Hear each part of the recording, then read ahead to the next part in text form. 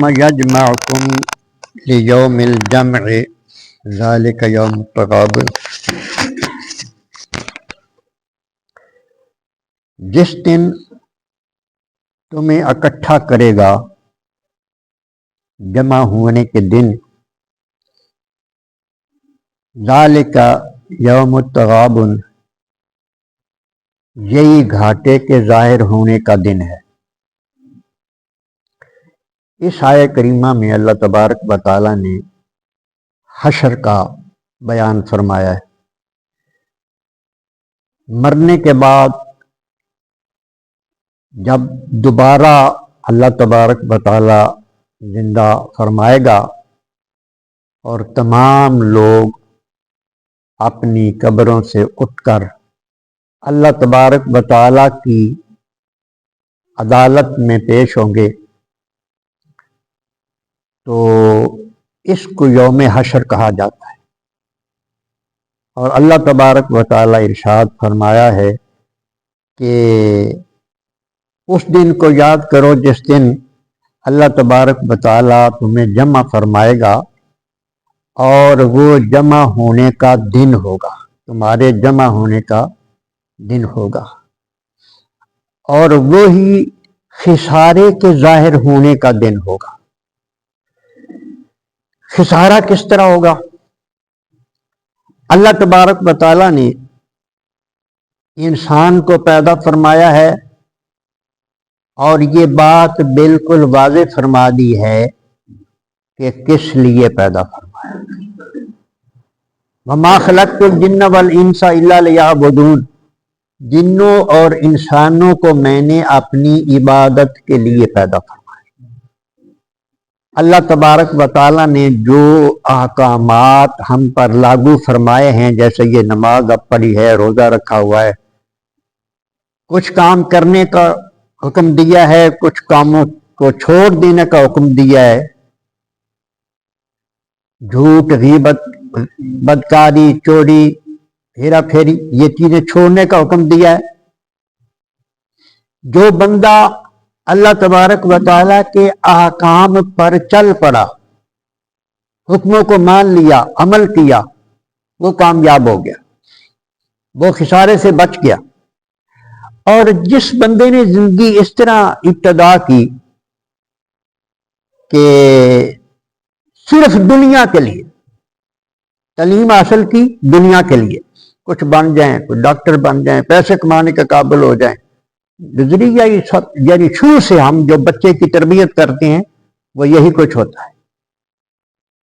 زندگی کا مقصد اگر ابتدا سے ہی ہمارے ذہن میں بٹھا دیا جائے تو پھر جو ہے نا جی، پھر ایک عادت اور ایک سوچ بن جاتی ہے، اس سوچ کے مطابق پھر بندہ خسارے سے بچ جاتا ہے عمل کر کے۔ تو ہمیں تو صرف ہمارا زندگی کا مقصد جو ہے وہ یہ ظاہر ہوتا ہے کہ ہم صرف کمانے کے لیے اور کھانے کے لیے اور عیاشیاں کرنے کے لیے، نافرمانیاں کرنے کے لیے آئے۔ تو یقیناً جو زندگی کا مقصد پورا کر کے نہیں جائے گا، جب وہاں پہنچے گا تو وہاں جن اعمال کی ضرورت ہے اس کی نجات کے لیے وہ نہیں پائے گا، تو یہی گھاٹے کا دن ہے ان کے لیے۔ جب دوزخ میں جائے گا تو یہ سب سے بڑا خسارہ ہے۔ اللہ اکبر۔ نبی کریم رؤوف الرحیم صلی اللہ علیہ وآلہ وسلم نے کچھ ارشادات اس کے بارے میں فرمائے ہیں۔ نبی کریم علیہ الصلوۃ والسلام نے ارشاد فرمایا کہ ہر انسان جس کو پیدا کیا گیا ہے، اللہ تبارک و تعالیٰ نے دونوں مکانات پر اس کے لیے جگہ بنائی ہے۔ دو مقام، ایک جنت ہے، ایک دوزخ ہے۔ ہر بندے کے لیے جنت میں بھی ایک گھر بنایا ہے، دوزخ میں بھی ایک بنایا ہے۔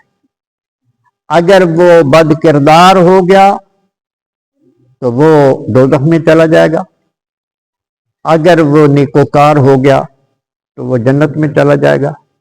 اور نبی کریم علیہ السلام نے ارشاد فرمایا کہ جب بندہ جنت میں داخل ہوگا تو داخل ہوتے ہی اللہ پاک اس کو دوزخ میں اس کا گھر دکھائے گا کہ اگر تو بد کردار ہوتا تو پھر یہ تیرا گھر ہوتا، اب تجھے مبارک ہو کہ تو نیک اعمال کر کے جنتی ہو۔ اب جو بندہ دوزخ میں جاتا ہے، دوزخ میں پڑنے کے بعد اللہ پاک اسے جنت میں جو اس کا گھر بنایا تھا وہ دکھاتا ہے، اور حضور نے فرمایا کہ اللہ فرماتا ہے کہ میں نے تو یہ بھی تیرے لیے بنایا تھا، اب تو نے خود یہ اختیار کیا ہے۔ اور پھر یہ ہے کہ جو بندے جنت میں جائیں گے ان کو اپنے گھر بھی الاٹ ہوں گے، اور جو دوزخیوں کے گھر جنت میں بنے وہ بھی ان کو مل جائیں گے، اور اسی طرح دوزخی جو ہیں جنتی جو چلے گئے ان کے جو ادھر گھر تھے وہ ان کو مل جائیں گے۔ تو یہ ان کے لیے پھر یہ گھاٹے کا سودا ہوگا۔ اور اللہ تبارک و تعالی ارشاد، نبی کریم علیہ الصلوۃ والسلام نے ارشاد فرمایا، مسلم اور بخاری میں یہ روایت ہے، مسلم میں اور ترمذی میں، ان رسول اللہ صلی اللہ علیہ وسلم قال تدرون من المفلس، نبی کریم علیہ الصلوۃ والسلام نے ارشاد فرمایا صحابہ سے کہ تم جانتے ہو کہ مفلس کون ہوتا ہے؟ مفلس کہتے ہیں غریب کو۔ تم جانتے ہو کہ غریب کون ہوتا ہے؟ قال المفلس فینا من لا درہم لہ ولا متاع، یا رسول اللہ ہمارے نزدیک مفلس یعنی غریب اس کو کہتے ہیں جس کے پاس پیسہ نہ ہو اور برتنے کا سامان نہ ہو، ہمارے نزدیک اس کو غریب کہتے ہیں۔ قال ان المفلس من امتی، نبی کریم علیہ الصلوۃ والسلام نے ارشاد فرمایا کہ میری امت کا غریب وہ شخص ہوگا من یاتی یوم القیامت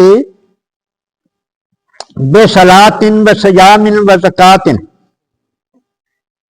وہ بندہ جو حشر کے دن آئے گا اس کے ساتھ اس کی نمازیں بھی ہوگی، اس کے روزے بھی ہوں گے اور اس کی زکوٰۃ بھی ہوگی، یہ کام اس نے کیے ہوں گے اور یہ سرمایہ اپنے ساتھ لے کے وہ آئے گا۔ ویاتی قد شاتم ھذا، اور پھر وہ بندہ بھی آ جائے گا جس نے اس کو گالی دی ہوگی، یعنی یہ جو نمازی ہے نا، یہ جو روزے دار ہے، یہ جو زکوٰۃ ادا کرنے والا بندہ ہے نا، یہ سارا کچھ یہ نیکیاں لے کے آئے گا حشر میں۔ تو اللہ کی عدالت میں ایک بندہ ایسا پیش ہو جائے گا جو آ کر کہے گا کہ یا اللہ اس بندے نے مجھے گالی دی تھی، میں مارا تھا، کمزور تھا، میں بدلہ نہیں لے سکتا تھا، تو میں نے اسے کوئی انتقام نہیں لیا، مولا کریم مجھے انصاف دیا جائے۔ اچھا شامت اس نے مجھے گالی دی۔ وَقَذَفَ هَذَا، ایک بندہ آئے گا وہ کہے گا کہ یا اللہ اس نے میرے اوپر تہمت لگائی تھی۔ جو الزام کسی پر لگایا جائے تو جھوٹا، وہ برا کام کسی نے کیا نہ ہو تو اس کے ذمے کوئی لگا دے کہ اس نے یہ کیا ہے، یہ ایسا ہے۔ ایسا تو ہم رواجن بھی کرتے رہتے ہیں، یوں ہی فلانے کا پتہ دے انہیں یہ بھی کیتا ہو، اس طرح یعنی جو بیٹھ جاتے ہیں اور بیڑا غرق اپنا کر لیتے ہیں۔ ہاں جی، اس نے میرے پر تہمت لگائی۔ اور ایک بندہ آ جائے گا وہ آکل مال ھذا، یا اللہ اس نے میرا مال کھایا ہے، بس سفک دم ھذا، اور ایک بندہ کہے گا کہ اس نے مجھے مارا تھا، میرا خون بہا تھا، مجھے اس کا انصاف چاہیے، بس ضرب ھذا، اور اس نے مجھے مارا۔ اچھا، اب اللہ تبارک و تعالیٰ نے یہ سب کا کیس سن لیا، اب انصاف اللہ نے ان کو انصاف دینا ہے۔ اب کیا ہوگا؟ فَيُؤْتَى هَذَا مِنْ حَسَنَاتِهِ، جتنی جتنی کسی کو تکلیف پہنچائیے نا اس کی مقدار اللہ پاک اس کی نیکیاں ان کو دے دے گا۔ چل بھی تیری نماز آئینو، ہاں جی، اچھا۔ فَإِنْ فَنَتْ حَسَنَاتُ قَبْلَ أَنْ يَقْضِيَ مَا عَلَيْهِ أُخِذَ مِنْ خَطَايَاهُمْ وَطُرِحَتْ عَلَيْهِ ثُمَّ طُرِحَتْ فِي النَّارِ،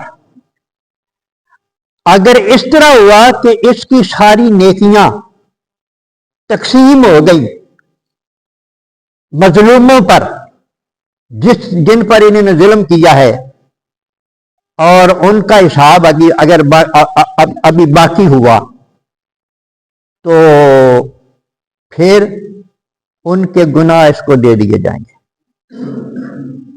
یعنی جو دنیا میں تکلیف پہنچائی تھی نا، تو اب ان کی تکلیف یہ برداشت کرے گا اپنے ظلم کی وجہ سے. جیسے تو آتا ہے نا ولا تازر و واجرۃ وزر اخری، کسی کا بوجھ دوسرے پر نہیں ڈالا جائے گا. وہ یہ ہے کہ بلا وجہ کسی کا بوجھ کسی کے نہیں اوپر ڈالا جائے گا. لیکن اس نے خود اس کو کمایا ہے کہ ان پر ظلم کیا ہے، تو ظلم کی وجہ سے اللہ تبارک و تعالی نے ان کے گناہ اس پر ڈال دیے. اور نبی کریم علیہ السلام نے ارشاد فرمایا ثم طرح فی النار، پھر اس کو جہنم میں ڈال دیا جائے گا. تو یہ خسارہ ہو گیا، یہ ہے اس کے لیے گھاٹے کا دن. اور نبی کریم علیہ الصلوۃ والسلام کا ایک اور ارشاد، اگر کسی نے اپنے بھائی پر ظلم کیا ہو تو اسی دنیا میں اس کو معاف کرا لے. کسی پر ظلم کیا ہے تو اسی دنیا میں اس سے معاف کروا لے.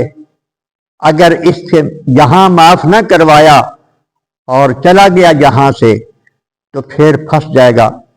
تو اللہ تبارک و تعالیٰ نے آگے ارشاد فرمایا وَمَن يُؤْمِن بِاللَّهِ وَيَعْمَلْ صَالِحًا، جو اللہ پر ایمان لایا اور نیک عمل کرتا رہا. یہ جن کا بدلہ اس کو آخر میں دینا پڑا ہے، یہ برے کام اس نے کیے تھے نا، گالی دی تھی، مارا تھا، کسی کا مال کھایا، یہ برے کام تھے نا، اس لیے اس کی نیکیاں بھی تقسیم ہو گئی. اور جو خالصتاً اللہ پر ایمان لایا اور نیک عمل کیے، جو کفر عنہ سیئات ہی، تو اللہ پاک اس کے گناہ معاف کر دے گا. مطلب یہ ہے کہ گناہ اس سے ہوئے لیکن اس کے بعد اس نے اپنے آپ کو درست کر لیا، وہ نیک بن گیا، صالح بن گیا. مطلب یہ ہے کہ اس نے سچی توبہ کر لی. سچی توبہ کرنے سے اس کی اللہ پاک نے گناہ معاف کر دیے. وَيُدْخِلْهُ جَنَّاتٍ تَجْرِي مِن تَحْتِهَا الْأَنْهَارُ، اور داخل فرمائے گا اللہ تبارک و تعالیٰ اس کو باغات میں جس میں نہریں جاری ہیں. خالدین فیہا ابدا، ہمیشہ اس میں رہے گا. ذالک الفوز العظیم، یہ ہے بڑی کامیابی، یہ سب سے بڑی کامیابی ہے. جس کی مغفرت ہو گئی، جو بخشا گیا، جس کو جنت مل گئی، اصلی کامیابی ہے. اسی جنتوں تو اسی ٹھکانے لایا ہے نا جی، سن تو جنت یاد بھی نہیں. اسی تو ساری کامیابی حرام حلال کے ذریعے یہاں کی کامیابی، عہدے بھی میرے پاس آ جائیں، فلاں چیز بھی میرے پاس آ جائے، عہدے بھی میرے پاس آ جائے، انہی چیزوں کے ہم تاجر بنے ہوئے ہیں اور آخرت کی پرواہ نہیں. تو اللہ فرماتا ہے کہ جس نے جنت حاصل کر لی ہے بہت بڑی کامیابی ہے. اللہ عمل کی توفیق عطا فرمائے.